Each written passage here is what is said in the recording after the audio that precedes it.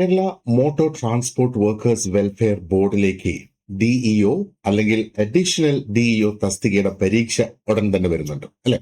അപ്പൊ ഈ പരീക്ഷയ്ക്ക് പങ്കെടുക്കുന്ന എല്ലാ ഉദ്യോഗാർത്ഥികൾക്കും ഈ ഒരു ലെസണിലേക്ക് സ്വാഗതം. നമുക്കറിയാം, പുതിയ സിലബസ് റിലീസ് ആയിട്ടുണ്ട്. പുതിയ സിലബസ് അനുസരിച്ച് ഒരുപാട് പുതിയ ടോപ്പിക്സ് നമുക്ക് പഠിക്കേണ്ടതായിട്ടുണ്ട്. അപ്പൊ ഈ ഒരു ലെസണിൽ നമ്മൾ എടുത്തിട്ടുള്ളത് പാർട്ട് 3 അവിടെ LLB with specialisation in labour law എന്നാണ് ആ ഒരു സബ്ജക്റ്റിന് പേര് കൊടുത്തിരിക്കുന്നത്. അതിൽ 3ാമത്തെ മോഡ്യൂളിൽ നമുക്ക് ലോസ് ഓൺ വേജസ് ആണ് നമുക്ക് ചർച്ച ചെയ്യാനുള്ളത് അല്ലെങ്കിൽ പഠിക്കാനുള്ളത്. ഇതിൽ ആദ്യത്തെ ടോപ്പിക് എന്ന് പറയുന്നത് തിയറീസ് ഓൺ വേജസ് ആണ്. അപ്പം വേജ് അല്ലെങ്കിൽ വേജസ് എന്ന് കേൾക്കുമ്പോൾ നമുക്ക് എന്താണ് പെട്ടെന്ന് മനസ്സിൽ വരുന്നത്? ഡെയിലി വേജസ് എന്ന് നമ്മൾ കേട്ടിട്ടുണ്ട്, മന്ത്ലി വേജസ് എന്ന് കേട്ടിട്ടുണ്ട്, വീക്ക്ലി വേജസ് എന്ന് കേട്ടിട്ടുണ്ട്. അതൊക്കെ ഡെയിലി പേ ചെയ്യുന്നതുകൊണ്ട് അങ്ങനെ പറയുന്നു അല്ലെ. അപ്പോൾ വേജസ് എന്ന് പറഞ്ഞാൽ നമ്മുടെ മനസ്സിൽ മറ്റൊരു വാക്ക് വരുന്നത് ശമ്പളം, സാലറി അല്ലെങ്കിൽ വേതനം, ഇങ്ങനെയൊക്കെയുള്ള വാക്കുകൾ നമ്മുടെ മനസ്സിൽ വരാറുണ്ട് അല്ലെ. So let us figure out എന്താണ് ഈ വേജസ്, എങ്ങനെയാണ് അത് നിർണ്ണയിക്കുന്നത്, എന്തൊക്കെയാണ് അതിന്റെ പിന്നിലെ തിയറീസ് എന്നുള്ളത്. I would like to welcome you once again to this mini lesson. Okay, അപ്പോ വേജസ് എന്ന് പറയുമ്പോഴത്തേക്ക് നമ്മൾ മനസ്സിലാക്കേണ്ട ഒരു സംഗതി എന്ന് പറയുന്നത് ആ ഒരു ജോലി ചെയ്യുന്ന വ്യക്തി, ആ ജോലി ചെയ്യുന്ന വ്യക്തിയെ നമുക്ക് വർക്കർ എന്ന് വിളിക്കാം. ആ ഒരു വർക്കർ എന്താണോ ഏൺ ചെയ്യുന്നത്, ശമ്പളം എന്നും ഒക്കെ നമുക്കിതിനെ പറയാം അല്ലെ. ഇനി അതാണ് പെട്ടെന്ന് നമ്മുടെ മനസ്സിൽ വരുന്ന ഒരു സംഗതി വേജസ് എന്ന് നമ്മൾ കേൾക്കുമ്പോൾ. പക്ഷെ എക്കണോമിക്സിന്റെ ആ ഒരു പോയിന്റ് ഓഫ് വ്യൂവിൽ നിന്ന് നോക്കുകയാണെന്നുണ്ടെങ്കിൽ ഒരുപാടധികം സിഗ്നൽസ് തരുന്ന ഒരു സംഗതിയും കൂടെയാണ് വേജസ് എന്ന് പറയുന്നത്.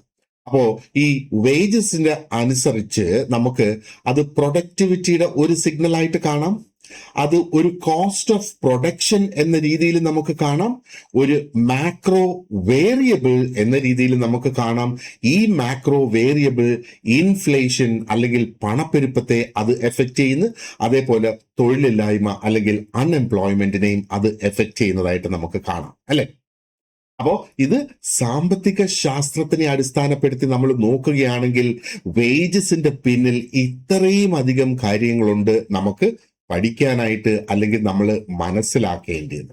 അപ്പൊ ഈ ഒരു മിനി ലെസണിലൂടെ എന്താണ് ഈ ഒരു കോർ വേജ് തിയറീസ് എന്ന അല്ലെങ്കിൽ അതിന്റെ പിന്നിലെ ഐഡിയ എന്താണ് എന്ന് നമുക്കൊന്ന് മനസ്സിലാക്കാം. And by the end of the lesson you will be able to understand or answer what determines the general level of wages. ആ വേജസിന്റെ ഒരു ജനറൽ ലെവൽ എങ്ങനെയാണ് തീരുമാനിക്കുന്നത്, അല്ലെങ്കിൽ എന്തൊക്കെ ഘടകങ്ങളാണ് അതിനെ തീരുമാനിക്കുന്നത്. അതേപോലെ why do wage differences exist, എന്തുകൊണ്ട് എല്ലാവർക്കും ഒരേപോലത്തെ വേതനം ലഭിക്കുന്നില്ല, എന്തുകൊണ്ട് വേജ് ഡിഫറൻസസ്, വേതനത്തിൽ വ്യത്യാസങ്ങൾ നിലനിൽക്കുന്നു. അതേപോലെ you will also be able to answer why can unemployment persist, unemployment നിരന്തരമായി എന്തുകൊണ്ട് നിലനിൽക്കുന്നു, even when people want work, ആൾക്കാർക്ക് ജോലി ആവശ്യമുണ്ട്, ജോലി ചെയ്യാൻ തയ്യാറാണ്, ആ ഒരു സമയത്ത് പോലും എന്തുകൊണ്ട് അൺഎംപ്ലോയ്മെന്റ് നിൽക്കുന്നു എന്നുള്ള. അപ്പൊ ഇവിടെ നമുക്ക് എന്താ പറയേണ്ടത്, ഇത് നമുക്ക് അതിന്റെ ആ ഒരു മൈക്രോ മാർക്കറ്റ്, അതായത് ലേബർ മാർക്കറ്റ്, അതിന്റെ ആ ഒരു micro aspect, and we will also look at the macro aspect, അതായത് ആ ഒരു എക്കണോമി ആസ് എ ഹോൾ എന്ന നിലയിലും നമുക്ക് ഇവിടെ നോക്കാം. അപ്പൊ പല പേഴ്സ്പെക്റ്റീവ്സ് നമ്മളിവിടെ നോക്കുന്നു. ആൻഡ് ആ കാഴ്ചപ്പാടുകളൊക്കെ നമ്മളിവിടെ നോക്കുമ്പോൾ, അല്ലെങ്കിൽ ആ പേഴ്സ്പെക്റ്റീവ്സ് നമ്മളിവിടെ നോക്കുമ്പോൾ, വീക്ഷണങ്ങൾ മനസ്സിലാക്കുമ്പോൾ നമുക്ക് മനസ്സിലാകും ഇതിനെയൊക്കെ മനസ്സിലാക്കുന്നതിന് അല്ലെങ്കിൽ വേജസ്, ഈ ചോദ്യങ്ങൾക്ക് ഉത്തരങ്ങൾ കണ്ടെത്തുന്നതിന് ഒരു single theory is not sufficient എന്നുള്ളത് നമുക്ക് വ്യക്തമായിട്ട് മനസ്സിലാക്കാനായിട്ട് സാധിക്കും. So let's move ahead.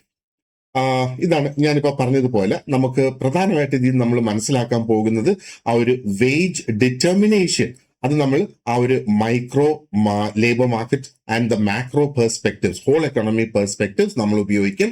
And ഇതിൽ നിന്ന് മനസ്സിലാക്കേണ്ട ഒരു സംഗതി ഇതാണ്, നേരത്തെ ഞാൻ പറഞ്ഞതുപോലെ no single theory explains wages fully.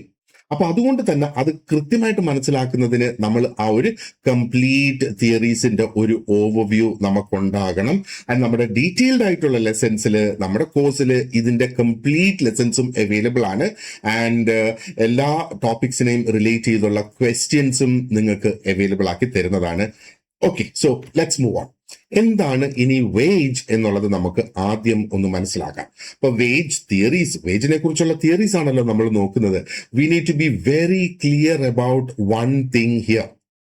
അപ്പോ ഒരു എക്കണോമിസ്റ്റിനെ സംബന്ധിച്ചിടത്തോളം അവര് ഈ വേജ് എന്ന വാക്ക് ഉപയോഗിക്കുമ്പോ they do not mean the same thing. എപ്പോഴും ആ ഒരേ കാര്യത്തിലായിരിക്കില്ല ഇതിന് റെഫർ ചെയ്യുന്നത്. ഇതിന്റെ കോണ്ടെക്സ്റ്റ് മാറുന്നതനുസരിച്ച് ഒരു പക്ഷേ അതിന്റെ മീനിങ്ങും മാറാം എന്നുള്ളതാണ്. അപ്പോ സാധാരണക്കാരന്റെ സാധാ ഭാഷയില് നമ്മൾ വേജ് എന്ന് പറയുമ്പോഴത്തേക്ക് അതിന്റെ സിമ്പിൾ ആയിട്ടുള്ള അർത്ഥം എന്ന് പറയുന്നത് എന്താണ് ആ ഒരു ജോലിക്ക് നമുക്ക് ലഭിക്കുന്ന പ്രതിഫലം അല്ലെങ്കിൽ വാട്ട് യു ഏൺ എന്നുള്ളതാണ്. എന്നാൽ ഞാൻ നേരത്തെ പറഞ്ഞതുപോലെ എക്കണോമിക് അനാലിസിസിനെ സംബന്ധിച്ചിടത്തോളം ഈ വേജ് എന്നുള്ള വാക്ക് അത് വളരെ വേഗാണ്. അല്ലെങ്കിൽ ഈ ഒരു അർത്ഥം വേജ് എന്ന വേർഡ് അല്ല, നമ്മൾ വേജ് എന്ന വാക്കിന് നമ്മൾ കൊടുത്തിരിക്കുന്ന ആ ഒരു അർത്ഥം വളരെ വേഗമായിട്ടുള്ള ഒരു അർത്ഥമാണ്. നമ്മൾ സാധാരണ എന്താണ് ചെയ്യുന്നത്? Usually we separate wages into 3 related ideas, അല്ലെങ്കിൽ അങ്ങനെയാണ് നമ്മളത് ചെയ്യേണ്ടത്. കാരണം ഈ 3 വ്യത്യസ്തമായ ഐഡിയാസ് ഇതിന്റെ പിന്നിലുണ്ട്. So and it will answer type of question. നമ്മൾ നേരത്തെ നോക്കിയ ക്വസ്റ്റ്യൻസ് ഉണ്ടല്ലോ, അതിൽ ഓരോ ക്വസ്റ്റ്യനും നമുക്ക് മനസ്സിലാക്കാനായിട്ട് സാധിക്കും എന്നുള്ളതാണ്. അപ്പോ ഇനി നമ്മൾ വേജ് എന്നുള്ള ഈ ഒരു വാക്ക് നമ്മൾ കേൾക്കുമ്പം you need to ask yourself, നമ്മളിവിടെ ചെയ്യുന്നത് എന്താണ്? Are we talking about the money amount on the pay slip? നമുക്ക് ലഭിക്കുന്ന പേ സ്ലിപ്പ് ഉണ്ടല്ലോ, ആ പേ സ്ലിപ്പിൽ അല്ലെങ്കിൽ ബാങ്കിൽ ക്രെഡിറ്റ് ആയ ഒരു എമൗണ്ട് ഉണ്ടല്ലോ, ആ എമൗണ്ടിനെയാണോ നമ്മൾ വേജ് എന്നുള്ളത് കൊണ്ട് ഉദ്ദേശിക്കുന്നത്? അതോ ആ ഒരു പൈസയുടെ നമുക്ക് വേജ് എന്നും പറഞ്ഞ് ബാങ്കിൽ ക്രെഡിറ്റ് ആവുന്ന ആ ഒരു പൈസയുടെ പെർച്ചേസിങ് പവർ ആണോ? പെർച്ചേസിങ് പവർ എന്ന് പറഞ്ഞാൽ ആ ഒരു പൈസ കൊണ്ട് എന്ത് വാങ്ങാം എന്നുള്ളതാണ് അതിന്റെ പെർച്ചേസിങ് പവർ എന്ന് പറയുന്നത്. അതോ നമുക്കൊരു എൻറ്റയർ പാക്കേജ് ഉണ്ട് അല്ലേ, അപ്പൊ അതിനകത്ത് നമുക്ക് പേ ആൻഡ് ബെനിഫിറ്റ്സ് അതിനകത്ത് വരുന്നുണ്ട്. അപ്പൊ നമ്മുടെ ബാങ്കിൽ ക്രെഡിറ്റ് ആകുന്ന ആ ഒരു പൈസ മാത്രമല്ല, അതിന്റെ പിന്നില് മറ്റനേകം ബെനിഫിറ്റ്സും അതിന്റെ കൂടെ വരുന്നുണ്ട്. ഒരു പക്ഷേ അത് എല്ലാ മാസവും പൈസയായിട്ട് നമ്മുടെ അക്കൗണ്ടിൽ വരണം എന്ന് നിർബന്ധം ഇല്ല. ഇനി നമുക്ക് ഈ 3 കാര്യങ്ങൾ ഇവിടെ പറഞ്ഞല്ലോ, അതിനെ നമുക്കൊന്ന് ബ്രേക്ക് ഡൗൺ ചെയ്യാം. ആദ്യം നോക്കേണ്ടത് ആ ഒരു മണി അല്ലെങ്കിൽ നോമിനൽ വേജ് എന്നുള്ളതാണ്. അപ്പൊ ഇവിടെ ആദ്യത്തെ കോൺസെപ്റ്റ് എന്ന് പറയുന്നത് ആ മണി വേജ് എന്നുള്ളത് നമ്മൾ മനസ്സിലാക്കുക. അതിനെ തന്നെ നോമിനൽ വേജ് എന്നും അതിനെ പറയാം. അപ്പോ ഈ ഒരു വേജിനെ നമ്മൾ എങ്ങനെയാണ് മെഷർ ചെയ്യുന്നത്, അതിനെ അല്ലെങ്കിൽ എങ്ങനെയാണ് എക്സ്പ്രസ് ചെയ്യുന്നത്? എപ്പോഴും ഇൻ ടേംസ് ഓഫ് കറൻസി. നമ്മുടെ കറൻസി രൂപയാണ് അല്ലെ. അപ്പോ നമ്മൾ ആ ഒരു എമൗണ്ട് നമ്മൾ നോക്കുന്നത് പേ സ്ലിപ്പിൽ എഴുതിയേക്കുന്നത് ലെറ്റസ് സേ 20,000 പെർ മന്ത് എന്ന് എഴുതിയേക്കുന്നത്, അല്ലെങ്കിൽ 20,000 പെർ മന്ത് എന്ന് പറയുമ്പം അത് 500 പെർ ഡേ ആയി വരുന്നത്, അല്ലെങ്കിൽ 200 പെർ അവർ ആയി വരുന്നത്. അങ്ങനെയൊക്കെയാണ് അതിന്റെ ഡിഫറെന്റ് രൂപങ്ങൾ വരുന്നത്. This is very important. ഇത് ക്രിട്ടിക്കൽ ആണ്, ഇത് മനസ്സിലാക്കേണ്ടതിന്. അതാണ് ഞാൻ അതിന്റെ ആ ഒരു വളരെ ബേസിക്സിൽ നിന്ന് തന്നെ നമ്മൾ സ്റ്റാർട്ട് ചെയ്യുന്നത്. അപ്പോ ഇതാണ് ഈ കൂടുതലും ആൾക്കാർ ഫോക്കസ് ചെയ്യുന്നത് ഈ ഒരു എമൗണ്ടിലാണ്. കാരണം എന്താണ്? വെരി വിസിബിൾ, ഇത് ഭയങ്കര വിസിബിൾ ആണ്. And this is the basis of many employment contract. പല എംപ്ലോയ്മെന്റ് കോൺട്രാക്ട് നമ്മൾ നോക്കിയിരുന്നാലും നമ്മുടെ കയ്യിൽ എന്ത് ലഭിക്കുന്നു. ഞാനും എന്താ പറയേണ്ടത്, ഇന്റർവ്യൂ നെഗോസിയേഷന് വേണ്ടിയിട്ടൊക്കെ ആൾക്കാരെ ട്രെയിൻ ചെയ്യുന്ന ആ ഒരു സമയത്ത് ഞാനും പ്രധാനമായിട്ട് അവരോട് ഫോക്കസ് ചെയ്യാൻ പറയുന്നത് forget about the perks and benefits what they offer. പക്ഷെ ആ കയ്യിൽ എന്ത് വരുന്നു, കാരണം ഇതിനകത്തൊക്കെ പല തിരിമറികളും നടത്താം. മനസ്സിലായില്ലേ? ആ സത്യത്തിൽ നമ്മുടെ കയ്യിൽ എന്തെല്ലാം മാസവും വരുന്നു എന്നുള്ളതിനെ ഫോക്കസ് ചെയ്യണം. ആൻഡ് അത് തന്നെയാണ് സാധാരണഗതിയിൽ ആൾക്കാർ ഫോക്കസ് ചെയ്യുന്നത്. അപ്പൊ ഇവിടെ നമ്മൾ ആലോചിക്കുക, ഒരു കമ്പനി ഒരു വർക്കറുമായിട്ട് ഒരു കോൺട്രാക്ട് സൈൻ ചെയ്യുമ്പോഴത്തേക്ക് യൂഷ്വലി ഈ ഒരു നോമിനൽ വേജ് അതിൽ സ്പെസിഫൈ ചെയ്തിട്ടുണ്ടാകും.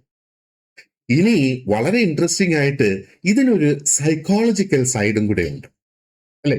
ഒന്ന് ആലോചിച്ച് നോക്കിയേ, ഈ ഒരു വേജ് നമ്മൾ കുറച്ച് നാള് ഈ ഒരു ശമ്പളം ഇതേപോലെ ആ ഒരു വേജ് നമ്മൾ കൈപ്പറ്റി അതിനുശേഷം ആ വേജ് പൊടുന്നനെ ഒന്ന് കുറഞ്ഞാലോ, നമ്മൾ വളരെ സ്ട്രോങ് ആയിട്ട് അതിന് റിയാക്ട് ചെയ്യും അല്ലെ.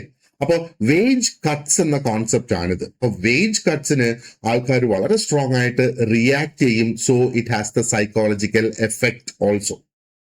ഇവിടെ നമ്മൾ ആ ഒരു കോസ്റ്റ് ഓഫ് ലിവിങ് എന്നുള്ളത് കുറഞ്ഞു വന്നിരുന്നാലും ശരി, അല്ലെങ്കിൽ ഇൻഫ്ലേഷൻ പണപ്പെരുപ്പം വളരെ ലോ ആയിരുന്നാലും ശരി, ജനറലി നമുക്ക് ആർക്കും ഇഷ്ടമല്ല ആ ഒരു വേജ് റിഡക്ഷൻ, ആ ഒരു നോമിനൽ വേജിന്റെ റിഡക്ഷൻ നമുക്ക് ആർക്കും ഇഷ്ടമല്ല. അങ്ങനെ സംഭവിച്ചാൽ നമുക്ക് ആ ഒരു ഡയറക്റ്റ് ലോസ് നമുക്ക് അവിടെ ഫീൽ ചെയ്യാനായിട്ട് സാധിക്കും, അല്ലെ? അപ്പൊ ഒരുപക്ഷെ ആ ഒരു വേജ് കുറയുമ്പോഴത്തേക്ക് നമുക്ക് ചില സൈക്കോളജിക്കൽ എഫക്ട്സും കൂടി ഇതിനകത്തുണ്ട്. അതായത് നമുക്ക് നമ്മുടെ ആ ഒരു പദവി, സ്റ്റാറ്റസ് അത് കുറഞ്ഞതുപോലെ തോന്നും, അല്ലെങ്കിൽ നമുക്ക് സമൂഹത്തിൽ ലഭിക്കുന്ന ആ ഒരു റെസ്പെക്ട്, ആ ഒരു ബഹുമാനം അത് കുറഞ്ഞതായിട്ട് നമുക്ക് ഒരു പക്ഷേ തോന്നും. അപ്പോൾ ഈ nominal wage actually matters a lot. Okay, അപ്പോ നോമിനൽ വേജ് ആണ് ആ ഒരു കോൺട്രാക്ച്വൽ വേജ് എന്ന് പറയുന്നത്, കോൺട്രാക്റ്റിൽ പറഞ്ഞിരിക്കുന്ന ആ ഒരു വേജ്. അത് തന്നെയാണ് നമുക്ക് വിസിബിൾ ആയിട്ടുള്ള, നമുക്ക് കാണാൻ കഴിയുന്ന ആ ഒരു വേജ്. ആൻഡ് ഇതിനെ വളരെയധികം സെൻസിറ്റീവ് ആണ് people when they see or when they hear about this particular amount. ഇനി വരുന്ന അടുത്ത കോൺസെപ്റ്റ് എന്ന് പറയുന്നത് ഇസ് റിയൽ വേജ്. എന്താണ് ഈ ഒരു സെക്കൻഡ് ഐഡിയ, റിയൽ വേജ് എന്ന് പറയുന്നത്? ഇവിടെ മുതലാണ് അതിന്റെ എക്കണോമിക് തിങ്കിങ്, അല്ലെങ്കിൽ അതിന്റെ ആ ഒരു എക്കണോമിക് കാഴ്ചപ്പാട് കുറച്ചും കൂടെ റിയലിസ്റ്റിക് ആയിട്ട് മാറുന്നത്. അപ്പൊ റിയൽ വേജ് എന്ന് പറയുന്നത് is not just the money that you receive. നമുക്ക് ആ ബാങ്കിൽ കിട്ടുന്ന ആ പൈസ മാത്രമല്ല റിയൽ വേജ് എന്ന് പറയുന്നത്. റിയൽ വേജ് എന്ന് പറയുമ്പോഴത്തേക്ക് ഒന്ന് നമ്മൾ മനസ്സിലാക്കുക, it is what that money can buy. ആ പൈസ കൊണ്ട് എന്ത് വാങ്ങാം എന്നുള്ളത് ഒരു കോൺസെപ്റ്റ് അതിനകത്ത് വരുന്നു. അപ്പോ അതെന്താണ്, എന്ത് നമുക്ക് വാങ്ങാം എന്നുള്ളത്? അതാണ് പെർച്ചേസിംഗ് പവർ എന്ന് പറയുന്നത്, അല്ലെ?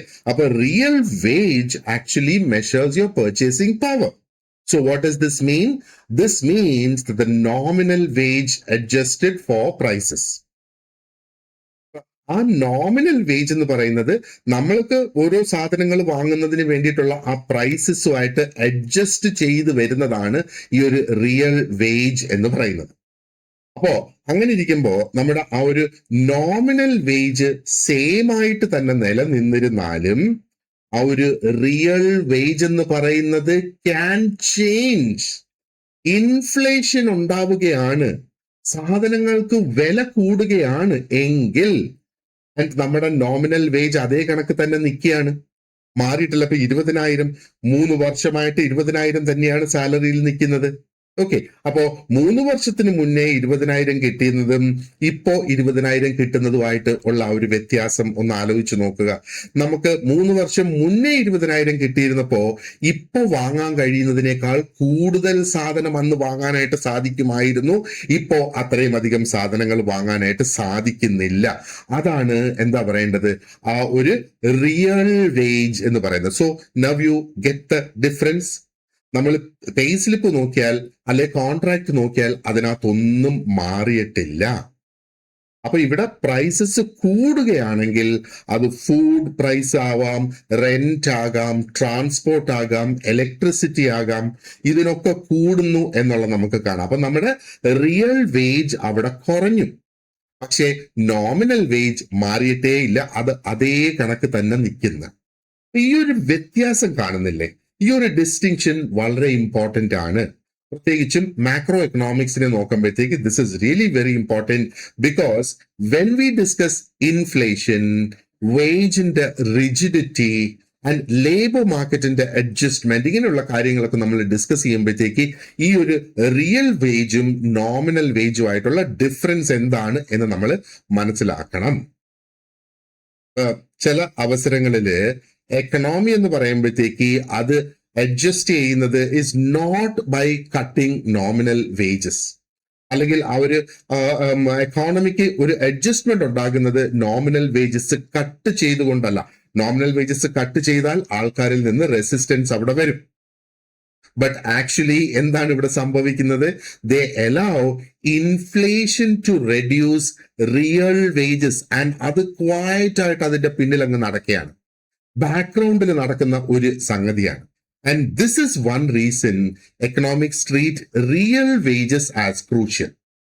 റിയൽ വേജസ് ആണ് ഇവിടെ ഇമ്പോർട്ടന്റ് ആയിട്ട് വരുന്നത്, പ്രത്യേകിച്ചും ആ ഒരു എക്കണോമിക് അഡ്ജസ്റ്റ്മെന്റ് മനസ്സിലാക്കുന്നതിനും ലിവിംഗ് സ്റ്റാൻഡേർഡ്സ് മെൻഷൻ അല്ലെങ്കിൽ അത് ഡിറ്റർമിൻ ചെയ്യുന്നതിന് വേണ്ടിയിട്ടും. ജീവിത നിലവാരമാണ് ലിവിംഗ് സ്റ്റാൻഡേർഡ്സ് എന്ന് പറയുന്നത്. ഇനി നമുക്ക് മൂന്നാമതൊരു കോൺസെപ്റ്റ് ഞാൻ നേരത്തെ പറഞ്ഞത് ഇവിടെ ഉണ്ട്, അതാണ് ടോട്ടൽ കോമ്പൻസേഷൻ എന്ന് പറയുന്നത്. This is the third concept. Modern ആയിട്ടുള്ള ലേബർ മാർക്കറ്റ്സിൽ നമ്മൾ നോക്കുകയാണെന്നുണ്ടെങ്കിൽ workers do not just receive wages മാത്രമല്ല അവിടെ കിട്ടുന്നത്, അല്ലെ? അതോടൊപ്പം ബോണസ് കിട്ടാം, പെൻഷൻ വരാം, ഇൻഷുറൻസ് വരാം, പെയ്ഡ് ലീവ് എന്ന് പറഞ്ഞൊരു കോൺസെപ്റ്റ് ഉണ്ട്. അൺപെയ്ഡ് ലീവും ഉണ്ട്, പെയ്ഡ് ലീവും ഉണ്ട്. ഇനി മറ്റ് പല അലവൻസസ് വരും, TA, DA അങ്ങനെയൊക്കെയുള്ള സംഗതികൾ, ആൻഡ് മറ്റനേകം ബെനഫിറ്റ്സും ഇതോടൊപ്പം തന്നെ വരും.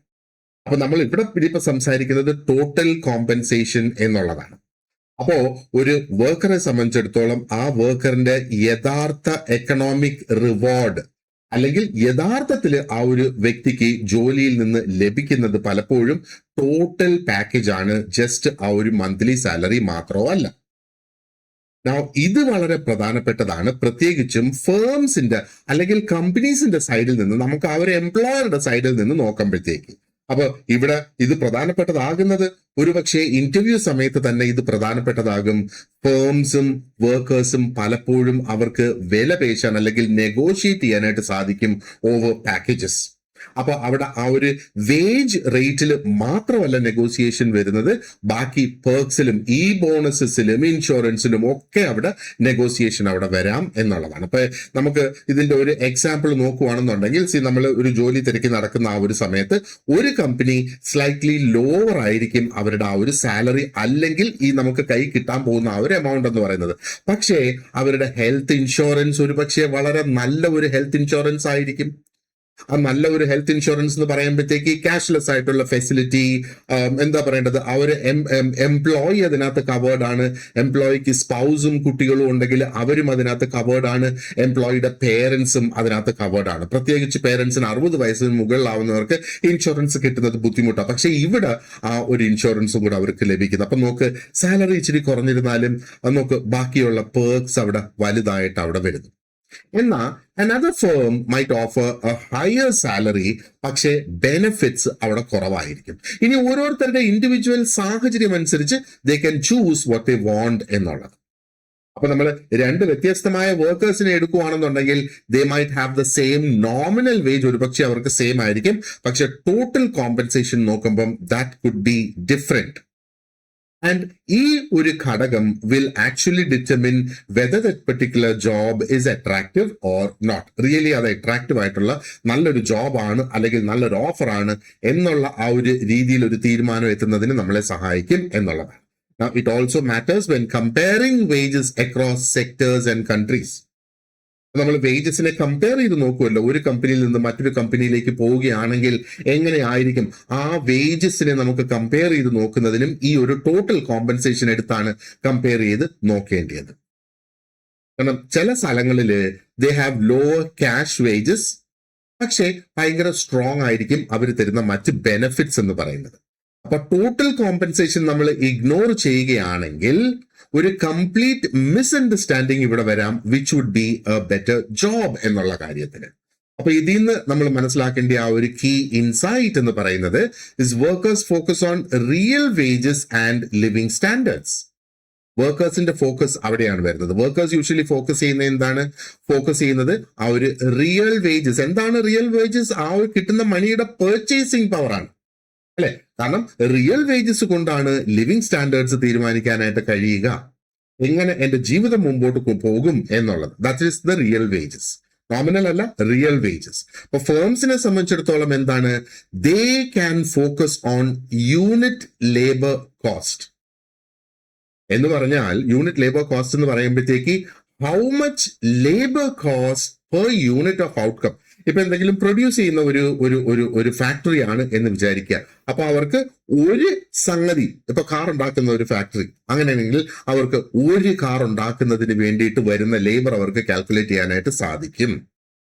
ഈ ഒരു കാൽക്കുലേഷൻ വളരെ ഇമ്പോർട്ടന്റ് ആണ്. Because a firm might be able to pay higher wages if productivity rises. അപ്പൊ പ്രൊഡക്ടിവിറ്റി കൂടുകയാണെങ്കിൽ അവർക്ക് വേജസ് കൂട്ടാനായിട്ട് സാധിക്കും. അപ്പോ ആ ഒരു പെർ യൂണിറ്റ് ലേബർ കോസ്റ്റ് കണക്കിലെടുത്തുകൊണ്ടാണ് ഇത് അവിടെ ചെയ്യുന്നത്, അല്ലെ?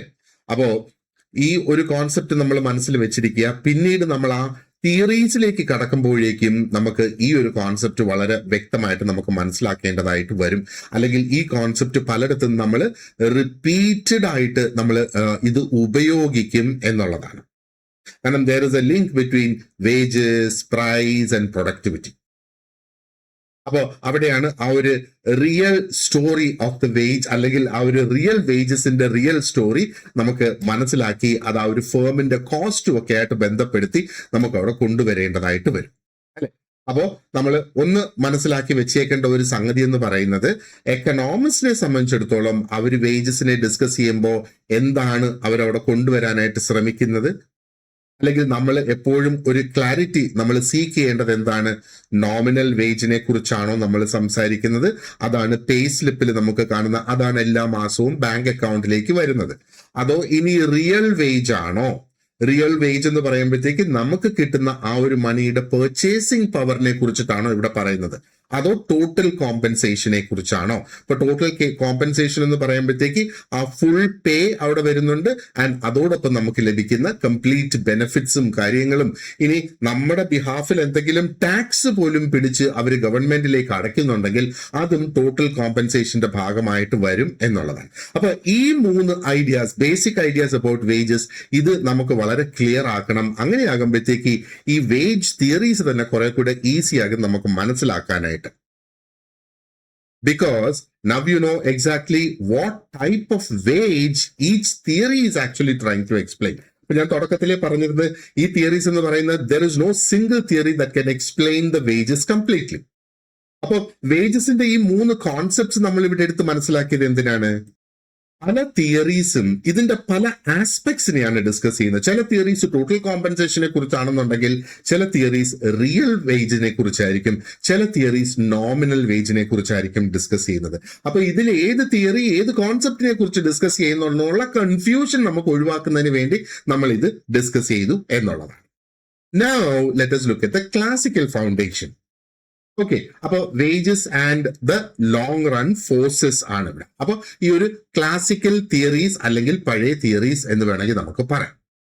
ഓക്കെ, അപ്പോ ആ ഒരു മോഡേൺ ലേബർ മാർക്കറ്റിൽ നിന്ന് നമ്മൾ മാറി ഒന്ന് ചിന്തിക്കുകയാണ്, ഏർലി എക്കണോമിക്സ് എങ്ങനെയാണ് വേജസിനെ എക്സ്പ്ലെയിൻ ചെയ്തിരുന്നത് എന്നുള്ളത്. ആൻഡ് ഇത് is important for 2 reasons. First reason നമ്മൾ നോക്കുകയാണെന്നുണ്ടെങ്കിൽ, എങ്ങനെയാണ് എന്താ പറയേണ്ടത്, ആ ഒരു വേജ് തിയറീസ് ഹിസ്റ്റോറിക്കലി ഡെവലപ്പ് ആയി വന്നത് എന്ന് നമുക്ക് മനസ്സിലാക്കാനായിട്ട് സാധിക്കും. And that is important. നമുക്ക് PSC എക്സാമിനെ സംബന്ധിച്ചിടത്തോളം അത് ഇമ്പോർട്ടൻ്റ് ആണ്. And secondly, it helps us to understand why certain wage problems are there. എന്തുകൊണ്ട് ചില വേജ് പ്രോബ്ലംസ് നിലനിൽക്കുന്നു എന്ന് നമുക്ക് മനസ്സിലാക്കാനും സാധിക്കും. വേജ് പ്രോബ്ലംസ് എന്ന് പറയുമ്പോഴത്തേക്ക് ലോ ആയിട്ടുള്ള വേജസ് അല്ലെങ്കിൽ ലോ പേ എന്ന് പറയുന്നത് അത് നമുക്ക് മനസ്സിലാക്കാനായിട്ട് സാധിക്കും. ആൻഡ് പെർസിസ്റ്റന്റ് ആയിട്ടുള്ള പോവർട്ടി, അതും നമുക്ക് മനസ്സിലാക്കാനായിട്ട് സാധിക്കും. ആൻഡ് ഈ കോൺസെപ്റ്റ്സ് എന്ന് പറയുന്നത് വെരി കോമൺ. ആ ഒരു ഏർലി എക്കണോമിക് സിസ്റ്റത്തിൽ നമ്മൾ നോക്കുകയാണെങ്കിൽ അവിടെ ലോ പേ ഒരു പ്രോബ്ലം ആയിരുന്നു. പെർസിസ്റ്റന്റ് ആയിട്ട് ആൾക്കാർക്ക് ഉണ്ടാകുന്ന ആ ഒരു, അല്ലെങ്കിൽ നിലനിൽക്കുന്ന ജോലി ഉണ്ടായിട്ടും അവര് ദരിദ്രരാണ് എന്നുള്ള ആ ഒരു കോൺസെപ്റ്റ് നമുക്ക് മനസ്സിലാക്കാനായിട്ട് സാധിക്കും. ആ ഏർലി വേജ് തിയറീസ് നമ്മൾ നോക്കുകയാണെന്നുണ്ടെങ്കിൽ അത് രൂപപ്പെട്ടത് തന്നെ was by a world that looked very different. ഇന്നത്തെ കാലത്തെ ഒരു ലോകമല്ല ശരിക്കും ഈ വേജ് തിയറീസ് രൂപപ്പെട്ട് വരുന്ന കാലഘട്ടത്തിലെ ഒരു ലോകം എന്ന് പറയുന്നത്. ആ സമയത്തെ എക്കണോമി നമ്മൾ നോക്കുകയാണെന്നുണ്ടെങ്കിൽ, ഒന്ന്, പ്രൊഡക്ടിവിറ്റി വളരെ കുറവായിരുന്നു. It was low productivity. അതായത് പെർ ലേബറിന്റെ ഔട്ട്കം വളരെ ലിമിറ്റഡ് ആയിരുന്നു. ഒത്തിരി അധികം മെഷീൻസ് ഒന്നും അന്നത്തെ കാലത്ത് ഇല്ല അത് ഉപയോഗിക്കുന്നതിന്, അല്ലെ?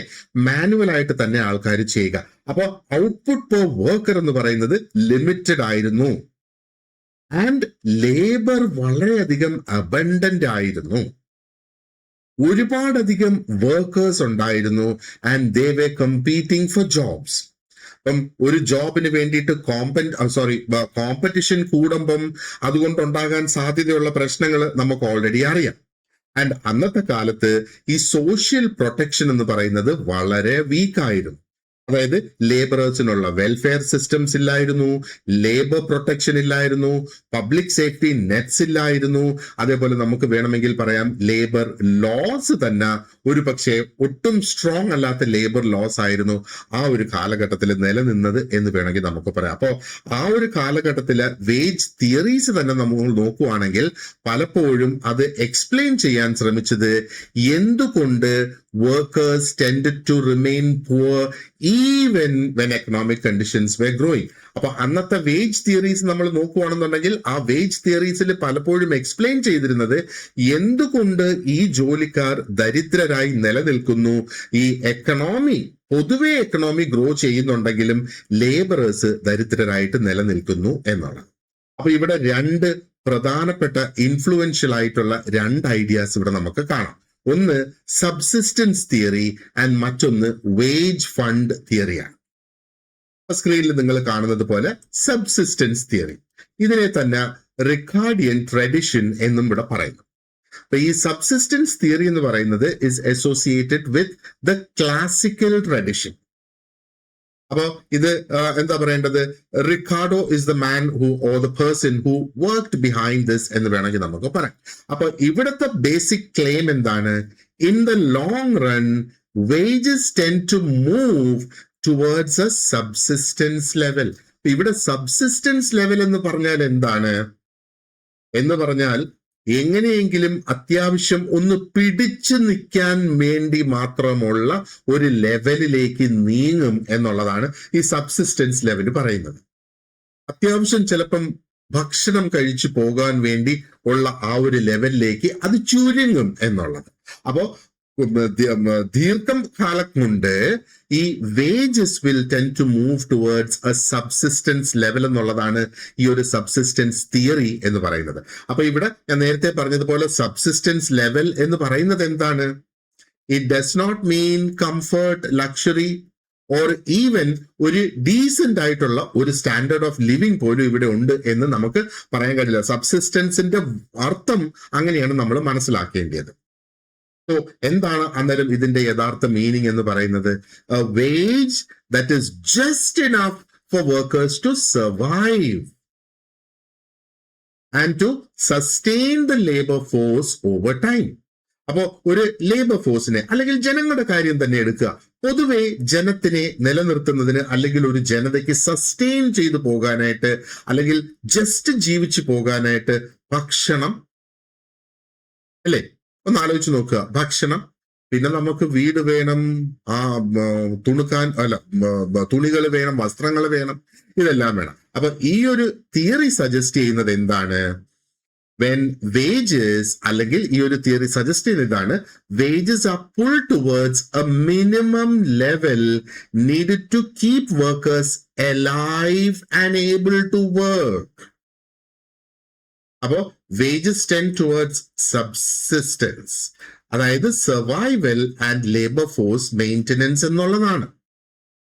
എന്ന് പറഞ്ഞാല് ആ wages will be pulled towards ആ ഒരു മിനിമം ലെവലിലേക്ക് അവിടെ വരുന്നത്. ആ കിട്ടുന്ന വേജസ് കൊണ്ട് അവർക്ക് ആകെ ചെയ്യാൻ കഴിയാന്ന് പറഞ്ഞാല് ജീവൻ നിലനിർത്താനായിട്ട് സാധിക്കും. അതുകൊണ്ട് അവർക്ക് വീണ്ടും വീണ്ടും ജോലി ചെയ്യാനായിട്ട് സാധിക്കും. അങ്ങനെ ആ ഒരു ലേബർ ഫോഴ്സ് അടുത്ത ജനറേഷനിലേക്ക് അവർ കടക്കും എന്നുള്ളത്. അപ്പം ഈ ഒരു മെക്കാനിസം നമ്മൾ നോക്കുകയാണെന്നുണ്ടെങ്കിൽ വളരെ സ്ട്രെയിറ്റ് ഫോർവേഡ് ആണ് ആ ഒരു ക്ലാസിക്കൽ സ്റ്റോറിയിൽ നമ്മൾ അതിനെക്കുറിച്ച് നോക്കുകയാണെന്നുണ്ടെങ്കിൽ. ഇനി what happens when wages rise above subsistence level? ഈ തിയറിയിൽ തന്നെ അത് പറയുന്നത് ആ ഒരു സബ്സിസ്റ്റൻസ് ലെവലിന് മുകളിലേക്ക് പോവുകയാണെങ്കിൽ ആ വർക്കേഴ്സിന്റെ ലിവിങ് കണ്ടീഷൻസ് ഇംപ്രൂവ് ചെയ്യും.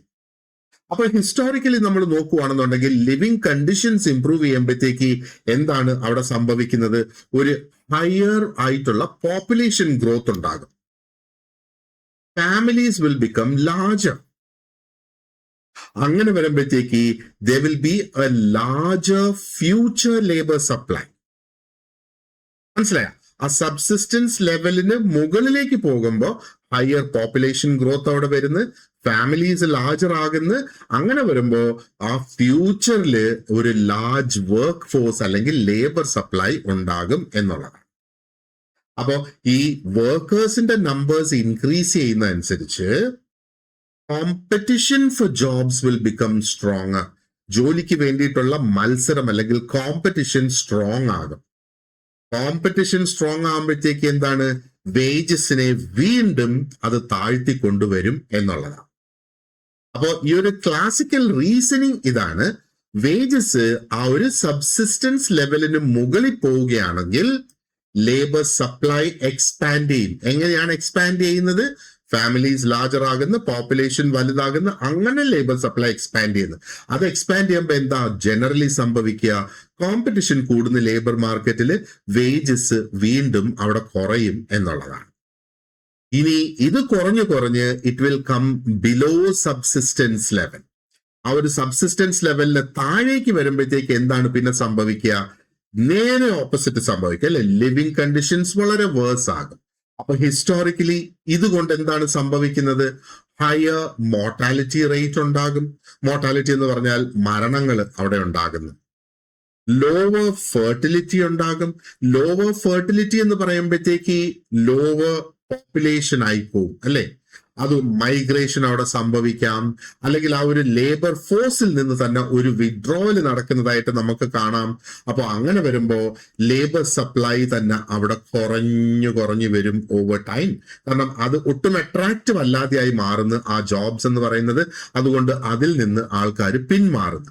അപ്പോ ലേബർ ചെറുതായി വരുന്നതനുസരിച്ച് വീണ്ടും വേജസ് കൂടാനായിട്ട് തുടങ്ങും. You see this vicious circle ഇതിനകത്ത് എക്സ്പ്ലെയിൻ ചെയ്ത് വരുന്നത് കംപ്ലീറ്റ്. അപ്പോ അങ്ങനെ വരുമ്പോഴത്തേക്ക് വേജസ് എന്താ പറയേണ്ടത്, ബിലോ സബ്സിസ്റ്റൻസ് ആകുമ്പോ ലേബർ സപ്ലൈ കോൺട്രാക്ട് ചെയ്യും. അങ്ങനെ വരുമ്പം വേജസ് പിന്നെയും കൂടും. ഇതാണ് ആ ഒരു ക്ലാസിക്കൽ തിയറി അല്ലെങ്കിൽ ലോങ് റൺ ഫോഴ്സസ് എന്ന് പറയുന്നത്. അപ്പൊ ഇവിടുത്തെ ആ ഒരു ബ്രോഡ് ഐഡിയ എന്ന് പറയുന്നത് is to keep wages getting pulled back towards subsistence. ആ ഒരു സബ്സിസ്റ്റൻസിലേക്ക് കൊണ്ടുവന്ന് അതിനെ അവിടെ നിലനിർത്തുക എന്നുള്ളതാണ്. അപ്പോ എങ്ങനെയാണ് ഇത് പോസിബിൾ ആകുന്നത്? ലേബർ സപ്ലൈയിൽ ചേഞ്ചസ് വരുത്തിക്കൊണ്ട് അത് പോസിബിൾ ആക്കാം എന്നുള്ളതാണ്. എന്നാൽ ഈ ഒരു സബ്സിസ്റ്റൻസ് ഐഡിയ നമ്മൾ നോക്കുവാണെങ്കിൽ ഇപ്പോഴും ആ ഒരു ഐഡിയ റെലവെന്റ് ആണ് എന്നുള്ളതാണ്. അപ്പോ ഒരു കാര്യം നമ്മളൊന്ന് ചിന്തിച്ചു നോക്കുക. Do we really believe wages must always stay near subsistence? ആ ഒരു സബ്സിസ്റ്റൻസ് ലെവലിന്റെ അടുത്ത് വേജസ് നിൽക്കണം എന്ന് നമ്മൾ തോന്നുന്നുണ്ടോ? അല്ലെങ്കിൽ അങ്ങനെ ആയിരിക്കണം എന്ന് വിശ്വസിക്കുന്നുണ്ടോ? ആ ഒരു ലേബർ സപ്ലൈ കറക്റ്റ് ആയിട്ട് നിലനിർത്തുന്നതിന് വേണ്ടിയിട്ട് now come to the modern reality, അല്ലെങ്കിൽ ആ ഒരു മോഡേൺ എക്കണോമിയിലേക്ക് വാ. ഇനി ഒന്ന് ചിന്തിച്ചു നോക്ക്, ഈ ഒരു വേർഷൻ സ്ട്രിക്റ്റ് ആയിട്ട് നമ്മൾ ഫോളോ ചെയ്താൽ എന്താണ് സംഭവിക്കുക? അല്ലെങ്കിൽ ഇതൊരു യൂണിവേഴ്സൽ ലോ ആയിട്ട് എടുത്തു വെച്ച് ഇതിനെ അങ്ങ് അപ്ലൈ ചെയ്താൽ എന്താണ് സംഭവിക്കുക? ചിന്തിച്ചു നോക്കാവുന്നതേ ഉള്ളൂ, അല്ലെ? അപ്പോ ഈ ഒരു തിയറിക്ക് ഇപ്പോഴും പ്രാധാന്യമുണ്ട്. കാരണം അത് എന്താ പറയേണ്ടത്, ആ ഒരു വളരെ പവർഫുൾ ആയിട്ടുള്ള ഒരു റിയാലിറ്റിയെ അത് എക്സ്പോസ് ചെയ്യുന്നു അല്ലെങ്കിൽ കാണിക്കുന്നു എന്നുള്ളതാണ്. എന്താണ്? വെൻ പ്രൊഡക്ടിവിറ്റി ഈസ് ലോ, വർക്കേഴ്സിന്റെ ബാർഗൈനിങ് പവർ വീക്ക് ആയിരിക്കും. അപ്പൊ വേജസ് അവിടെ വളരെ ഒരു ലോ ലെവലിലേക്ക് പോകും. ഇന്നും നമ്മൾ നോക്കുവാണെന്നുണ്ടെങ്കിൽ ഈ ഒരു സബ്സിസ്റ്റൻസിന്റെ ലോജിക് നമ്മളെ ഒത്തിരിയധികം കാര്യങ്ങള് അല്ലെങ്കിൽ പല സെറ്റിങ്സിനെ നമുക്ക് ഇന്റർപ്രറ്റ് ചെയ്യാനായിട്ട് സാധിക്കും. വളരെ ലോ ആയിട്ടുള്ള വേജ് ചിന്തിച്ചു നോക്ക്. ഇൻഫോർമൽ ആയിട്ടുള്ള ലേബർ മാർക്കറ്റിൽ ലോ വേജസ് ഇന്നും നിലനിൽക്കുന്നതായിട്ട് നമുക്ക് കാണാം, അല്ലെ? ഇനി വളരെ റാപ്പിഡ് ആയിട്ടുള്ള ലേബർ ഫോഴ്സിന്റെ ഗ്രോത്ത് ഉള്ള എക്കണോമീസിൽ നോക്ക്, അവിടെ ജോബ് ക്രിയേഷനും ലിമിറ്റഡ് ആയിരിക്കും. ഇനി അതുമല്ലെങ്കിൽ വർക്കേഴ്സ് ഈസി ആയിട്ട് നമുക്ക് വർക്കേഴ്സിനെ റീപ്ലേസ് ചെയ്യാൻ കഴിയുന്ന സെക്ടേഴ്സിലെ കാര്യം ഒന്ന് ആലോചിച്ച് നോക്കുക. അവിടെയും ഈ ഒരു സബ്സിസ്റ്റൻസ് തിയറി വേണമെങ്കിൽ നമുക്ക് അവിടുത്തെയും പ്രശ്നങ്ങൾ നമുക്ക് വേണമെങ്കിൽ മനസ്സിലാക്കാം എന്നുള്ളതാണ് അല്ലെ. അപ്പൊ ഈ പോവർട്ടി ട്രാപ്പിലേക്ക് നയിക്കുന്ന സൂചനകൾ ഈ ഒരു തിയറി എടുത്ത് നമുക്ക് അപ്ലൈ ചെയ്യാനായിട്ട് സാധിക്കും. എന്നാൽ ഈ ഒരു സബ്സിസ്റ്റൻസ് ഐഡിയ ഇന്നത്തെ കാലത്ത് വളരെ ലിമിറ്റഡും ആണ് എന്ന് നമുക്ക് കാണാം. ഇത് ഓട്ടോമാറ്റിക് ആയിട്ട് ഇന്നത്തെ ഈ ഒരു മോഡേൺ എക്കണോമിയിൽ ഇത് സംഭവിക്കുന്നില്ല. അതിന് ഒരുപാടധികം റീസൺസ് ഉണ്ട് എന്ന് വേണമെങ്കിൽ നമുക്ക് പറയാം. ഒന്ന്, ഈ ഫെർട്ടിലിറ്റി ഡിസിഷൻസ്, അതായത് മനുഷ്യന്റെ ആ ഒരു പ്രത്യുൽപാദനത്തിന് തന്നെയാണ് ഫെർട്ടിലിറ്റി ഡിസിഷൻസ് എന്ന് പറയുന്നത്. അതിനെ സ്വാധീനിക്കുന്നത് ഇന്ന് വേജസ് അല്ല, പകരം എഡ്യൂക്കേഷൻ അതിനെ സ്വാധീനിക്കുന്നുണ്ട്. സോഷ്യൽ ചേഞ്ച്, സൊസൈറ്റി ഒത്തിരി അധികം മാറി. അപ്പൊ വേജസിന്റെ മാറ്റം കൊണ്ടല്ല ആ ഒരു ഫെർട്ടിലിറ്റിയുടെ അല്ലെങ്കിൽ എത്ര കുട്ടികൾ ഒരു കപ്പിളിന് വേണം എന്നൊരു തീരുമാനത്തിലേക്ക് എത്തുന്നത്. Think about the welfare systems and public health. Public health ഒക്കെ ഒത്തിരി അധികം ഇംപ്രൂവ് ആയല്ലേ. അപ്പൊ ആ ഒരു സർവൈവലിന് വേണ്ടിയിട്ടുള്ള പ്രഷേഴ്സ് ഒത്തിരി അധികം കുറഞ്ഞു. കാരണം ഒരുപാടധികം വെൽഫെയർ വേണ്ടിയിട്ടുള്ള സ്ഥാപനങ്ങളും വെൽഫെയറിന് വേണ്ടിയിട്ടുള്ള സിസ്റ്റംസും ഉണ്ട്. ആൻഡ് അതേപോലെ ലേബറിന്റെ ക്വാളിറ്റി തന്നെ ഇന്ന് കംപ്ലീറ്റ്ലി ഡിഫറെന്റ് ആണ്. കാരണം എന്താ, എഡ്യൂക്കേഷൻ അതിനെ ചേഞ്ച് ചെയ്തേക്കുന്നു. ഇവിടെ ഇപ്പം ലേബറിന്റെ ക്വാണ്ടിറ്റിയിലല്ല ഇന്നത്തെ കാലത്ത് ആ ഒരു പ്രാധാന്യം കൊടുക്കുന്നത്. ആൻഡ് സസ്റ്റെയിൻഡ് ആയിട്ടുള്ള, അതായത് നമുക്ക് നിലനിർത്താൻ കഴിയത്തക്ക രീതിയിലുള്ള പ്രൊഡക്ടിവിറ്റി ഗ്രോത്ത് ശരിക്കും എന്താ ആ ഒരു ലിവിങ് സ്റ്റാൻഡേർഡ്സിനെ എൻഹാൻസ് ചെയ്ത് കൊണ്ടുവരും. And that effect will remain for long periods of time. അതിനെ പെട്ടെന്ന് തിരിച്ചു വലിച്ചു കൊണ്ടുവരാനായിട്ട് സാധിക്കില്ല എന്നുള്ളതാണ്. അപ്പോ ഈ ഒരു പോപ്പുലേഷൻ അഡ്ജസ്റ്റ്മെന്റ് എന്ന കോൺസെപ്റ്റ് നമ്മൾ ഉപയോഗിക്കുക, അല്ലെങ്കിൽ ആ ഒരു ചാനൽ എന്ന് പറയുമ്പോഴത്തേക്ക് ഇറ്റ് ഈസ് വീക്കർ. ആൻഡ് ഇന്നത്തെ കണ്ടീഷൻസിൽ അത് കുറെ കൂടെ കോംപ്ലക്സ് ആയിട്ട് മാറിയിരിക്കുകയാണ്. അപ്പോൾ ആ കാരണങ്ങളാണ് എന്താ പറയേണ്ടത്, ഈ ക്ലാസിക്കൽ ഫൗണ്ടേഷൻസിന്റെ ഒരു പ്രധാനപ്പെട്ട പ്രശ്നം എന്ന് പറയുന്നത്. ഇനി രണ്ടാമതൊന്ന് നമുക്ക് നോക്കേണ്ടത് വേജ് ഫണ്ട് തിയറിയാണ്. ഇതിന്റെ പിന്നിൽ പ്രവർത്തിച്ച വ്യക്തി is J.S. Mill. Wage fund theory commonly it is associated with J.S. Mill. അപ്പൊ ഈ ഒരു തിയറിയുടെ ആ പ്രധാനപ്പെട്ട ആർഗ്യുമെന്റ് എന്ന് പറയുന്നത് wages depend on A fund. അപ്പൊ വേജസിന് ഒരു ഫണ്ട് എന്ന് പറയുമ്പോഴത്തേക്ക് അറിയാമല്ലോ, ഒരു പല സോഴ്സസിൽ നിന്ന് പൈസ അവിടെ കൊണ്ടുവന്ന് വെച്ചിരിക്കുന്നതാണ് ഒരു ഫണ്ട് എന്ന് പറയുന്നത്. അല്ലെങ്കിൽ ആ ഒരു കമ്പനിയുടെ, ഒരു ഓർഗനൈസേഷന്റെ ക്യാപിറ്റലിൽ നിന്ന്, മുതൽ മുടക്ക് മൂലധനത്തിൽ നിന്ന് ഒരു ഭാഗം മാറ്റി വെച്ചിരിക്കുകയാണ്. അതെന്തിനു വേണ്ടിയിട്ടാണ്? ആ ലേബേഴ്സിന് പേയ്മെന്റ് ആയിട്ട് കൊടുക്കുന്നതിന് വേണ്ടിയിട്ട്. അപ്പൊ അങ്ങനെ വരുമ്പം ഇവിടെ ആ ഒരു ആവറേജ് വേജ് എന്ന് പറയുന്നത് എന്തിനെ ഡിപ്പെൻഡ് ചെയ്തിരിക്കും? It will depend on how large the wage fund is. Wage fund കുറവാണെങ്കിൽ ആ കുറഞ്ഞ വേജ് ഫണ്ടിൽ നിന്നല്ലേ ആ ഒരു സാലറി കൊടുക്കാനായിട്ട് സാധിക്കുകയുള്ളൂ. ആൻഡ് ഇവിടെ മറ്റൊരു ഘടകവും വളരെ പ്രധാനപ്പെട്ടതാണ്. ഈ വേജ് ഫണ്ടിൽ നിന്ന് എത്ര പേർക്ക് ശമ്പളം കൊടുക്കേണ്ടതായിട്ടുണ്ട്, അല്ലെങ്കിൽ വേജസ് കൊടുക്കേണ്ടതായിട്ടുണ്ട്. How many workers share the wage fund എന്നുള്ളത്. അപ്പൊ ഇവിടെ വരുന്ന ഏറ്റവും വലിയ പ്രശ്നം എന്താണ്? ഈ ഫണ്ട് എന്ന് പറയുന്നത് ഒരു ഫിക്സ്ഡ് എമൗണ്ട് ആയി നിൽക്കുകയും, ഓൺ ദി അതർ ഹാൻഡ് ഈ നമ്പർ ഓഫ് വർക്കേഴ്സ് ഇൻക്രീസ് ചെയ്തുകൊണ്ടിരിക്കുന്ന ഒരു സാഹചര്യത്തില് ഒരു വ്യക്തിക്ക് ലഭിക്കുന്ന ആവറേജ് വേജ് എന്ന് പറയുന്നത് കുറയും അല്ലെ. അപ്പൊ വേജ് ഫണ്ട് അവിടെ ഫിക്സ്ഡ് ആയിട്ട് നിൽക്കുന്ന, അതിനകത്ത് മാറ്റം വരുന്നില്ല. എന്നാൽ ആ വേജ് ഫണ്ടിൽ നിന്ന് സാലറി കൊടുക്കേണ്ട വ്യക്തികളുടെ എണ്ണം കൂടി കൂടി വരികയും ചെയ്യുന്നു. അപ്പൊ അങ്ങനെ വരുമ്പോഴത്തേക്ക് എന്താകും? ഇവിടെ എണ്ണം കൂടി വരുമ്പോ ഈ വേജ് ഫണ്ടിനെ ടോട്ടൽ നമ്പർ ഓഫ് എംപ്ലോയീസ് കൊണ്ട് ഡിവൈഡ് ചെയ്യുമ്പോഴാണല്ലോ പെർ എംപ്ലോയിയുടെ വേജ് നമുക്ക് അവിടെ കിട്ടുക, വേജ് ഫണ്ടിൽ നിന്ന് കൊടുക്കുമ്പോൾ. അപ്പോ എംപ്ലോയീസിന്റെ എണ്ണം കൂടുന്നതനുസരിച്ച് അവരുടെ വേജസ് അവിടെ കുറയും എന്നുള്ളതാണ്. ഇനി വേജ് ഫണ്ട് കൂടുകയാണെങ്കിൽ, if the wage fund rises faster than the number of workers, wages will increase. അതായത് ആ നമ്പർ ഓഫ് വർക്കേഴ്സ് കൂടുന്നതിനേക്കാളും വേഗത്തിൽ വേജ് ഫണ്ട് ഇൻക്രീസ് ചെയ്ത് പോവുകയാണെങ്കിൽ മാത്രമേ സാലറി കൂടുകയുള്ളൂ. അപ്പൊ ഇതിന്റെ ഇംപ്ലിക്കേഷൻ എന്ന് പറയുന്നത് വളരെ ക്ലിയർ ആണ് ഇവിടെ. അപ്പൊ ഈ ഒരു ഫണ്ട് എന്ന് പറയുന്നത് ഫിക്സ്ഡ് ആണെങ്കിലോ, if the fund is fixed, higher wages might mean fund fixed ആയിട്ട് നിൽക്കുകയും ഹൈ ആയിട്ടുള്ള വേജസ് ആൾക്കാർക്ക് ലഭിക്കുകയും ചെയ്യുകയാണെങ്കിൽ അതിന്റെ അർത്ഥം വളരെ കുറച്ച് എംപ്ലോയീസ് മാത്രമേ അവിടെ ജോലി ചെയ്യുന്നുള്ളൂ എന്നുള്ളതാണ്. കാരണം ആ സെയിം ഫണ്ട് കൊണ്ട് ഒരുപാടധികം ആൾക്കാർക്ക് ഒരു ഹയർ വേജ് കൊടുക്കാനായിട്ട് സാധിക്കില്ല, അല്ലെ? അപ്പോ ഈ ഒരു വേജ് ഫണ്ട് തിയറി എന്ന് പറയുന്നത് it actually highlights A trade off between wages and employment under the assumption of a fixed pool of resources. അപ്പോൾ വേജ് ഫണ്ടിനകത്ത് പൊതുവെ വരുന്ന ഒരു ഘടകം എന്ന് പറയുന്നത് ആ ഒരു ഫിക്സ്ഡ് ആയിട്ടുള്ള റിസോഴ്സസ് ആയിരിക്കും ആ ഫണ്ടിൽ വരിക, അതിൽ നിന്ന് വേജസ് കൊടുത്തു പോവുക എന്നുള്ളതാണ് അതിൽ നമ്മൾ മനസ്സിലാക്കേണ്ടത്. അപ്പോൾ രണ്ട് മെയിൻ തിയറീസിന്റെ ഒരു ഓവർവ്യൂ നമുക്കിനി ഇപ്പൊ ലഭിച്ചു എന്നുള്ളതാണ്. ഇനി നമുക്ക് ഇതിനകത്ത് നോക്കാനുള്ളത് ആ ഒരു കോമ്പറ്റിറ്റീവ് ലേബർ മാർക്കറ്റ് തിയറി. അപ്പോ വേജസ് അറ്റ് മാർക്കറ്റ് പ്രൈസ് ആണ്, wages as a market price.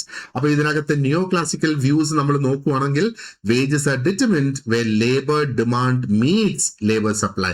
അപ്പൊ ഇവിടെ ലേബർ ഡിമാൻഡ് എന്ന കോൺസെപ്റ്റ് വരുന്നത്, ലേബർ സപ്ലൈ എന്ന കോൺസെപ്റ്റ് വരുന്നത്. ഈ ലേബർ സപ്ലൈയും ലേബർ ഡിമാൻഡും മീറ്റ് ചെയ്യുകയാണ് എന്നുള്ളത്, അതിനെ അടിസ്ഥാനപ്പെടുത്തി വേജസിനെ തീരുമാനിക്കുന്നത്. അതാണ് ആ ഒരു നിയോ ക്ലാസിക്കൽ വ്യൂ നമ്മൾ നോക്കിയാൽ. ആൻഡ് എന്താ പറയേണ്ടത്, പിന്നെ നമ്മൾ നോക്കുവാണെന്നുണ്ടെങ്കിൽ ആ ഒരു മാർജിനൽ പ്രൊഡക്ടിവിറ്റി തിയറി ഉണ്ട്. അപ്പോ ഇവിടെ എന്താ ചെയ്യുന്നത്, ഈ മാർജിനൽ പ്രൊഡക്ടിവിറ്റി MPT എന്നും അതിനെ പറയും. അപ്പൊ this gives a precise hiring logic for labour demand. Labour ഡിമാൻഡിന് വേണ്ടിയിട്ട് എത്ര പേരെ ഹയർ ചെയ്യണം, അല്ലെ എത്ര പേരെ അവിടെ ജോലിക്ക് എടുക്കണം എന്നുള്ളതിന്റെ ഒരു ഒരു ഒരു കൃത്യമായിട്ടുള്ള ഒരു ലോജിക്ക് തരുന്നതാണ്. ഇവിടെ കുറച്ച് കാൽക്കുലേഷൻസ് ഒക്കെ ഉണ്ട്, ആ ഒരു ഹയറിംഗ് റൂൾ ഒക്കെ ഇതിന്റെ പിന്നിലുണ്ട്. ഓക്കെ, ആൻഡ് ദെൻ നമ്മൾ നോക്കുവാണെന്നുണ്ടെങ്കിൽ വി ഹാവ് ആ ഒരു മോഡേൺ മൈക്രോ എക്സ്പ്ലനേഷൻസ്, അതായത് എന്തുകൊണ്ട് വേജ് ഡിഫറൻസസ് നിലനിൽക്കുന്നു എന്നുള്ളതും ഇതിന്റെ ഭാഗമായിട്ട് നമുക്ക് ഡിസ്കസ് ചെയ്യേണ്ടതാണ്. ആൻഡ് ദെൻ എന്താ പറയേണ്ടത്, പല തരത്തിലുള്ള ആ ഒരു ഡിഫറൻഷ്യൽസ്, അത് റോസിന്റെ വ്യൂ എന്താണ്, ബെക്കർ ആൻഡ് ഫെൽപ്സ്, ഒത്തിരി അധികം നമ്മൾ റെഫർ ചെയ്യാൻ പോകുന്ന നെയിംസ് ആണ് ബെക്കർ ആൻഡ് ഫെൽപ്സ് എന്ന് പറയുന്നത്. ദേ talk about discrimination and inequality. Okay, അങ്ങനെ തുടങ്ങി ഒരുപാടധികം കോൺസെപ്റ്റ്സും തിയറീസും നമുക്ക് ഈ ഒരു ലെസന്റെ ഭാഗമായിട്ട് ഡിസ്കസ് ചെയ്യേണ്ടതായിട്ടുണ്ട്. And as I said earlier, നമ്മുടെ കോഴ്സിൽ ഇതെല്ലാം വളരെ ഡീറ്റെയിൽഡ് ആയിട്ട് ക്ലിയർ ആയിട്ട് നമ്മൾ ഡിസ്കസ് ചെയ്ത് പോകുന്നുണ്ട്. ആൻഡ് ഈ ഒരു കോഴ്സിൽ ജോയിൻ ചെയ്യുന്നതിന് എന്നെ കോൺടാക്ട് ചെയ്യാൻ, നിങ്ങൾക്ക് കോൺടാക്ട് ചെയ്യാനുള്ള നമ്പർ ഞാൻ ഈ ഒരു എന്താ പറയേണ്ടത് ലെസന്റെ വീഡിയോയുടെ ഡിസ്ക്രിപ്ഷൻ ബോക്സിൽ കൊടുത്തിട്ടുണ്ട്. You can give me a call, അല്ലെങ്കിൽ വാട്സാപ്പിൽ ഒരു മെസ്സേജ് അയച്ചാൽ മതി. I can respond to you. അപ്പൊ നമ്മൾ കംപ്ലീറ്റ് ലെസൺസും ഇതേപോലെ റെക്കോർഡ് ചെയ്തിട്ടുള്ള വീഡിയോ ക്ലാസ്സസ് ആയിട്ടാണ് പ്രൊവൈഡ് ചെയ്യുന്നത്.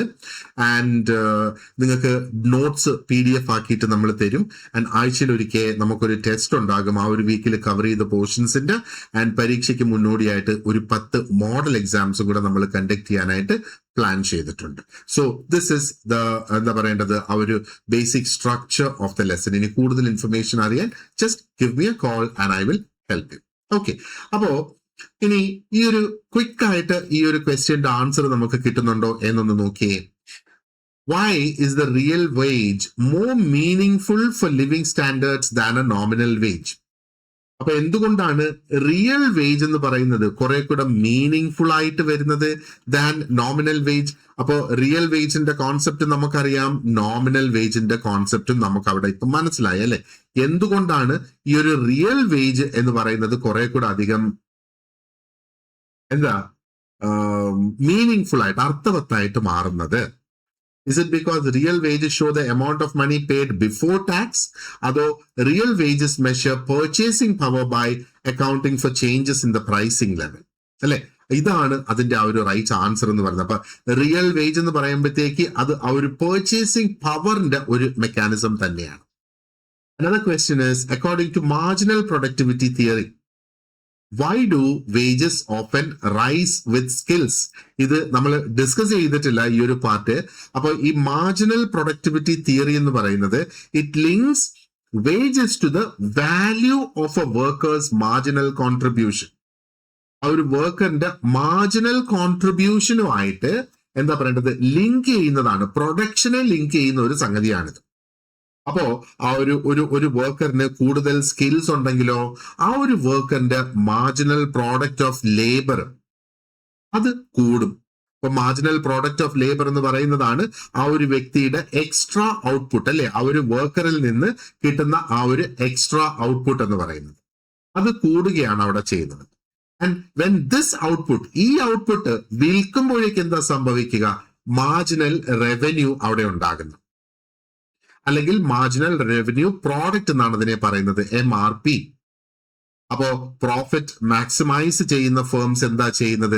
അവര് they are willing maximum profit ഉണ്ടാക്കുക എന്നുള്ള ആ ഒരു ഉദ്ദേശത്തിൽ they are willing to pay higher wages for skilled labour. Skilled labour എന്ന് പറയുമ്പോഴത്തേക്ക് അവർക്ക് കൂടുതൽ പ്രൊഡക്ടിവിറ്റി ഉണ്ട്, കാരണം they are trained, they are skilled, അല്ലെ? അപ്പൊ കൂടുതൽ പ്രൊഡക്ടിവിറ്റി അവിടെ വരുന്നുണ്ട്. So that's the difference. അപ്പൊ ഇവിടെ നമുക്ക് ഇതിന്റെ കറക്റ്റ് ആൻസർ എന്ന് പറയുന്നത് is option B. Skill increases the marginal product of labor, raising the marginal revenue product, and therefore wage firms are willing to pay. ഇനി മൂന്നാമത്തെ ചോദ്യം ഇതാണ്. Which of the following best explains a wage difference that is not based on productivity? A wage difference based on productivity, wage difference not based on productivity. Productivity ആണ് എന്ന് പറയേണ്ട ഒരു worker ഉണ്ടാക്കുന്ന outcome ആണ് ആ പ്രൊഡക്ടിവിറ്റി എന്ന് പറയുന്നത്. അപ്പോ ഇവിടെ നമ്മൾ നോക്കേണ്ടതെന്ന് പറയുന്നത് ഇതിന്റെ കറക്റ്റ് ആൻസർ ഓപ്ഷൻ സി ആണ്. A worker earns more because job involves risk അല്ലെങ്കിൽ unpleasant working conditions that require higher compensation. അപ്പോ കോമ്പൻസേഷൻ അല്ലെങ്കിൽ ഈ ഒരു കോമ്പൻസേറ്റിംഗ് വേജ് ഡിഫറൻസ് എന്നുള്ളതാണ് ഇവിടെ വരുന്നത്. ആൻഡ് അതാണ് ഈ ഒരു wage differences out of job characteristics. ആ ജോലിയുടെ സവിശേഷതകളാണ് അവിടെ കണക്കിലെടുക്കുന്നത്. അതാണ് എന്താ പറയാ, റിസ്ക് ഉള്ള ജോബാണോ, അൺപ്ലസന്റ് ആയിട്ടുള്ള വർക്കിംഗ് കണ്ടീഷൻസിൽ ജോലി ചെയ്യേണ്ട, നമ്മൾ AC ഇട്ട ഒരു ഓഫീസിലിരുന്ന് ജോലി ചെയ്യേണ്ട ജോലിയാണോ, അതോ പുറത്ത് വെയിലത്ത് ഫീൽഡ് വർക്കിൽ ചെയ്യേണ്ട ഒരു ജോലിയാണോ? അപ്പൊ ജോലിയുടെ സ്വഭാവം അനുസരിച്ച് വരുന്ന ആ ഒരു സാലറി ഡിഫറൻസ്. അപ്പൊ ജോബ്സ് പലപ്പോഴും ഡേഞ്ചറസ് ആകാം, അൺപ്ലസന്റ് ആകാം, വളരെ ഹൈലി ഡിമാൻഡിങ് ആയിട്ടുള്ള ജോബ് ആകാം. അപ്പൊ അങ്ങനെ വരുമ്പോഴത്തേക്ക് ഒരു പക്ഷേ അൺയൂഷ്വൽ ആയിട്ടുള്ള അവേഴ്സിൽ ജോലി ചെയ്യേണ്ടതായിട്ട് വരാം. ആൻഡ് എന്താ പറയണ്ടേ, ഈ സെക്ടേഴ്സിൽ അല്ലെങ്കിൽ ഇത്തരം ജോലികൾ ചെയ്യാൻ സാധാരണ ഒരു പക്ഷേ ആൾക്കാർ എപ്പോഴും വില്ലിങ് ആയിരിക്കില്ല. അപ്പൊ അവരെ വില്ലിങ് ആക്കാനായിട്ട്, അവരെ കൂടുതൽ അതിലേക്ക് അട്രാക്ട് ചെയ്യാനായിട്ട് അവരുടെ സാലറികൾ കൂട്ടിക്കൊണ്ടുവരുന്നത്. അതാണ് അതിന്റെ ആ ഒരു എക്സ്പ്ലനേഷൻ എന്ന് പറയുന്നത്. ഇനി മറ്റൊരു ചോദ്യം നോക്കിയാലോ. Even if wages were perfectly flexible, which is a Keynesian reason unemployment may persist? നമ്മൾ ഇത് ഈ ഒരു ലെസണിൽ നമ്മൾ ഇവിടെ ചർച്ച ചെയ്തിട്ടില്ല, but this is there as part of ആ ഡീറ്റെയിൽഡ് ലെസൺ. അപ്പൊ ഈ ഒരു കീനേഷ്യൻ തിയറിയുടെ ഒരു എംഫസിസ് എന്ന് പറയുന്നത് ഇസ് എഫക്റ്റീവ് ഡിമാൻഡ് അല്ലെങ്കിൽ എഫക്റ്റീവ് അഗ്രിഗേറ്റ് ഡിമാൻഡ് എന്ന് വേണമെങ്കിൽ പറയാം. അപ്പൊ ഇവിടെ അവർ ഉദ്ദേശിക്കുന്നത് കമ്പനീസ് അല്ലെങ്കിൽ ഫേംസ് ഹയർ ചെയ്യുന്നത് എപ്പോഴാണ്? When they expect that they can sell additional output. അവർക്ക് കൂടുതൽ വിൽക്കാനായിട്ട് സാധിക്കും എന്ന് മനസ്സിലാകുന്ന ആ ഒരു സാഹചര്യത്തിൽ അവർ പ്രൊഡക്ഷൻ കൂട്ടുന്നു. അതിനു വേണ്ടി കൂടുതൽ എംപ്ലോയീസിനെ അവിടെ എംപ്ലോയ് ചെയ്യുന്നു. അപ്പൊ ഇവിടെ ഡിമാൻഡ് വീക്ക് ആവുകയാണെങ്കിലോ ഈ കമ്പനീസ് എന്താ ചെയ്യുന്നത്? അവര് പ്രൊഡക്ഷൻ എക്സ്പാൻഡ് ചെയ്യില്ല. അപ്പം എന്താ പറയേണ്ടത്? എംപ്ലോയ്മെന്റ് കുറയും അല്ലെങ്കിൽ വേജസ് കുറയും. വേജസ് കുറഞ്ഞാൽ ശരിക്കും എംപ്ലോയ്മെന്റ് കുറയും. കാരണം ഇവിടെ എക്സ്പാൻഷൻ അവർ ചെയ്യുന്നില്ല, കാരണം മാർക്കറ്റിൽ അവരുടെ പ്രോഡക്റ്റിന് ഡിമാൻഡ് ഇല്ല എന്നുള്ളതാണ്. അപ്പൊ ഇൻഎഫിഷ്യന്റ് ആയിട്ടുള്ള സെയിൽസ് ആണ് ഇവിടെ പ്രശ്നമായിട്ട് വരുന്നത്.